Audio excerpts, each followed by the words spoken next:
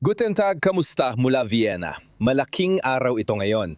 Ang una sana para sa Israel at para kay Noah Betan dahil ito ang unang semifinal.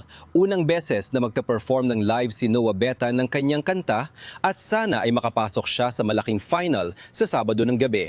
Kahapon ay unang rehearsal ito na may audience at sa entablado maganda ang naging performance. Magaling ang boses ni Noah. Nagkaroon ng maliit na insidente sa isa sa mga lead dancer, si Michelle, na nakasakit sa isa sa mga cameraman.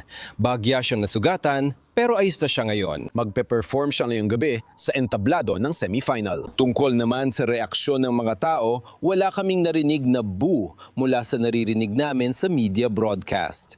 Wala akong narinig na boo. Yung mga tao na nasa arena ay nagsabi sa akin na meron daw kaanting-kaanting boo, pero karamihan ay maganda naman ang naging reaksyon. May ilang tao na sumayaw sa kanta ni Noah Betan at may ilan din na pumalakpak pagkatapos ng kanyang performance. Mas maganda na yan kaysa sa nangyari noong nakaraang 2 taon. Ngayong gabi, ang unang semifinal. Live na, may broadcast at may audience. Tingnan natin kung pareho lang ba ang mangyayari.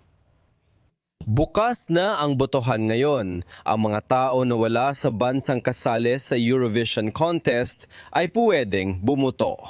Pwedeng bumoto hanggang 10 beses sa ESC.vote ang mga tao sa Amerika, Canada at iba pang bansa para sa Israel, Noah Betan o anumang kanta.